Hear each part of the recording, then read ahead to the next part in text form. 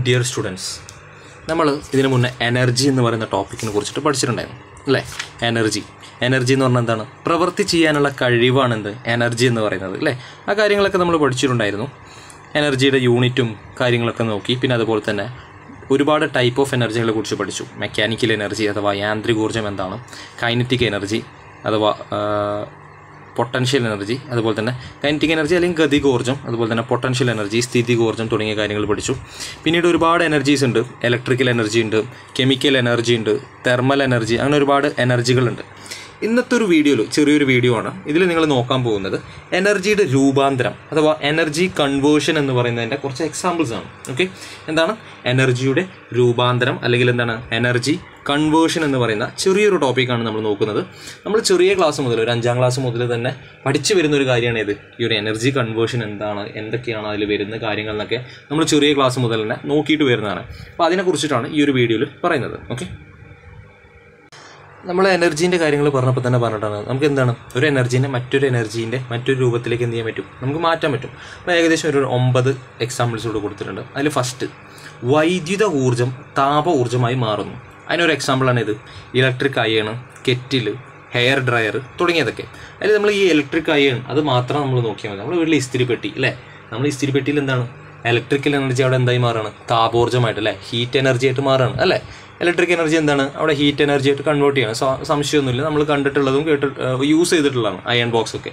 നമ്മൾ പ്ലഗിൽ കുത്തുന്നു, electric energy എന്താകുന്നുണ്ട്, iron box ചൂടായിട്ട് താപോർജ്ജമായിട്ട് അല്ലെങ്കിൽ ഹീറ്റ് എനർജി ആയിട്ട് മാറുന്നുണ്ട്. അടുത്ത എക്സാമ്പിൾ നോക്കാം. വൈദ്യുതോർജ്ജം താപോർജ്ജവും വെളിച്ചവുമായി മാറുന്നു അല്ലേ. വൈദ്യുതോർജ്ജം താപോർജ്ജവും വെളിച്ചവുമായി മാറുന്നതാണ് ഇത് ഇലക്ട്രിക് ബൾബ് എന്ന് പറയുന്നത്. ബൾബ് അല്ലേ, ഇപ്പോഴത്തെ ബൾബൊന്നും അത്ര ഹീറ്റും കാര്യങ്ങളൊന്നും ഉണ്ടാവില്ല. പഴയ ബൾബെന്ന് നമ്മൾ മനസ്സിൽ വിചാരിക്കുക. അവിടെ എന്ത് ചെയ്യുന്നുണ്ട്, ഇലക്ട്രിക്കൽ എനർജി എന്തായിട്ട് മാറുന്നുണ്ട്, പ്രകാശോർജ്ജം അഥവാ ലൈറ്റ് എനർജി അല്ലേ. ബൾബിൽ നിന്ന് നമുക്ക് കിട്ടും, പ്രകാശം കിട്ടും. അതുപോലെ തന്നെ താപോർജ്ജം, ഒരു ചൂടുണ്ടായിരിക്കും.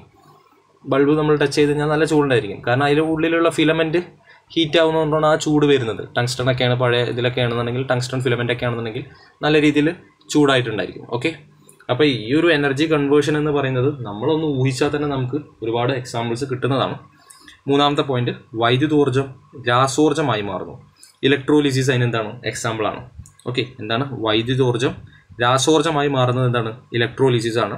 നേരെ തിരിച്ച് രാസോർജ്ജം വൈദ്യുതോർജ്ജമായി മാറുന്നതിനാണ് എക്സാമ്പിൾ ഏതാണ്, ബാറ്ററി അല്ലേ. ബാറ്ററിയിൽ എന്താണ് രാസ ഊർജ്ജം, കെമിക്കൽ എനർജി എന്തായിട്ട് മാറുകയാണ്, ഇലക്ട്രിക്കൽ എനർജി അഥവാ വൈദ്യുത ഊർജ്ജമായിട്ട് മാറുകയാണ്. ഓക്കെ, ഇതൊക്കെ നിങ്ങൾ സ്വന്തമായിട്ട് എന്താണ് ഐഡൻറ്റിഫൈ ചെയ്ത് പഠിക്കേണ്ട കാര്യങ്ങളാണ്. ഇതൊരാൾ പഠിപ്പിച്ചു തന്നു കഴിഞ്ഞാൽ മനസ്സിലാവുന്നേക്കാൾ കൂടുതൽ നമ്മുടെ യുക്തി ഉപയോഗിച്ചിട്ട് നമ്മൾ ചിന്തിച്ച് കഴിഞ്ഞാൽ തന്നെ നമുക്ക് നോർമലി പഠിച്ചു എടുക്കാൻ പറ്റുന്ന കാര്യങ്ങളാണ്. ഈ ഒരു യൂണിറ്റ് ആൻഡ് ഡെഫിനിഷൻ എന്ന് പറയുന്ന പാഠത്തിൻ്റെ ഏറ്റവും വലിയ പ്രത്യേകത അതാണ്. ഈ ഒരു ചാപ്റ്റർ നമ്മൾ സ്വന്തമായിട്ട് തന്നെ എന്ത് ചെയ്യണം, നല്ല വർക്ക് ചെയ്ത് കഴിഞ്ഞാൽ നമുക്ക് പെട്ടെന്ന് മനസ്സിലാവും. ഒരു വീഡിയോ കണ്ടുകൊണ്ട് നിങ്ങൾക്ക് ഫുൾ പോയിന്റ്സ് കിട്ടണമെന്നില്ല. കാരണം ഇനി നമ്മൾ പഠിക്കാനുള്ളത് ഒരുപാട് ലോസും കാര്യങ്ങളുണ്ട്. ബോയിൽസ് ലോ, ചാൾസ് ലോ, അങ്ങനെ ഒരുപാട് ലോസ് ഉണ്ട്. നമ്മൾ ചെറിയ ക്ലാസ് മുതലേ പഠിച്ചിട്ടുള്ള ലോസുകളാണ്. അതുപോലെ തന്നെ thermodynamics law, first law, second law, third law എന്നൊക്കെ പറഞ്ഞിട്ട് ഒരുപാട് ലോസ് ഉണ്ട്. അതൊക്കെയാണ് ഏറ്റവും കൂടുതൽ എക്സാമിന് ചോദിക്കുന്നത്. ഇപ്പോൾ ഡെഫിനീഷനും കാര്യങ്ങളൊക്കെ എന്ത് ചെയ്യണം, നമ്മൾ സ്വന്തമായിട്ട് നിർവചനങ്ങളും യൂണിറ്റ്സ് ഒക്കെ നമ്മൾ സ്വന്തമായിട്ട് എന്ത് ചെയ്യണം, പഠിച്ചെടുക്കണം. ഓക്കെ, അടുത്തൊരു എക്സാമ്പിൾ, താപോർജ്ജം ഗതികോർജ്ജമായി മാറുന്നു. ഗ്യാസ് ടർബൈനിൽ എന്താണ് താപോർജ്ജം ഗതികോർജ്ജമായിട്ടാണ് മാറുന്നത്. ഗതികോർജ്ജം എന്താണ്, സ്ഥിതികോർജ്ജം എന്താണെന്നൊക്കെ നമ്മൾ കഴിഞ്ഞ വീഡിയോയിൽ പറഞ്ഞിട്ടുണ്ടായിരുന്നു. അടുത്തത്, വെളിച്ചം രാസോർജ്ജമായി മാറുന്നത് ഫോട്ടോസിന്തസിസിലാണ്. വെളിച്ചം ലൈറ്റ് എന്തായി മാറുകയാണ്, രാസോർജ്ജമായിട്ട് മാറുന്നതിന് എക്സാമ്പിളാണ് ഇത് ഫോട്ടോസിന്തസിസ് എന്ന് പറയുന്നത്. പിന്നീട് വരുന്നതാണ് വൈദ്യുതോർജ്ജം യാന്ത്രികോർജ്ജമായി മാറുന്നു. അതിന് എക്സാമ്പിളാണ് മോട്ടർ. പിന്നെ യാന്ത്രികോർജ്ജം വൈദ്യുതോർജ്ജമായി മാറുന്നതിന് എക്സാമ്പിളാണ് ജനറേറ്റർ. നേരെ അങ്ങോട്ടും ഇങ്ങോട്ടുമാണ് അല്ലേ. നമ്മുടെ വീട്ടിൽ മോട്ടർ എന്ന് പറഞ്ഞു കഴിഞ്ഞാൽ നമ്മൾ സ്വിച്ച് ഇടുന്നു, അപ്പോഴാണ് എന്ത് ചെയ്യുന്നത്, മോട്ടർ പ്രവർത്തിക്കുന്നത്. സ്വാഭാവികമായിട്ടും അവിടെ വൈദ്യുതോർജ്ജം എന്താണ് യാന്ത്രികോർജ്ജമായിട്ട് മാറുകയാണ് ചെയ്യുന്നത്. നേരെ ജനറേറ്ററിലാണെങ്കിൽ എന്താണ് യാന്ത്രികോർജ്ജം വൈദ്യുതോർജ്ജമായിട്ട് മാറുകയാണ്. കാരണം കറണ്ട് പോകുമ്പോഴാണ് നമ്മൾ ജനറേറ്റർ യൂസ് ചെയ്യുന്നത്. സ്വാഭാവികമായിട്ടും ആ ഒരു യാന്ത്രികോർജ്ജത്തിൽ നിന്നാണ് നമ്മൾ എന്ത് ചെയ്യുന്നത്, വൈദ്യുതോർജ്ജം ഉണ്ടാക്കുന്നത്. ഓക്കെ, അപ്പോൾ ഇതൊക്കെയാണ് ഇത് എനർജി കൺവേർഷൻ അഥവാ എനർജി രൂപാന്തരങ്ങൾ എന്ന് പറയുന്നതിൻ്റെ എക്സാമ്പിൾസ്. എല്ലാം നിങ്ങൾ ചെറിയ ക്ലാസ് മുതൽ ഒരു 4ാം ക്ലാസ് മുതൽ 5ാം ക്ലാസ് മുതൽ തന്നെ പഠിച്ചു വരുന്ന കാര്യമാണ് ഇത്, ഈ ഒരു എനർജി കൺവേർഷൻ എന്ന് പറയുന്നത്. അപ്പോൾ ആ ഒരു ലെവലിൽ തന്നെ പഠിച്ചാൽ മതി. ഓക്കെ, ഇതൊക്കെ എന്താണ് കാണാപ്പാടം പഠിക്കേണ്ട ആവശ്യമില്ല. നിങ്ങളുടെ യുക്തി അനുസരിച്ചിട്ട് നിങ്ങൾ മനസ്സിലാക്കി വെച്ച് കഴിഞ്ഞാൽ തന്നെ യൂസ്ഫുൾ ആയിട്ട് വരുന്നതാണ്. എക്സാമിന് 4 or 3 മാർക്കിനൊക്കെ ചോദിക്കുകയാണെന്നുണ്ടെങ്കിൽ നിങ്ങൾക്ക് സ്വന്തമായിട്ട് എഴുതാൻ പറ്റുന്ന കാര്യങ്ങളാണ്. ഇപ്പോൾ ഈ ഒരു പറഞ്ഞിട്ടുള്ള 9 എക്സാമ്പിൾ തന്നെ നിങ്ങൾ എഴുതണമെന്നില്ല.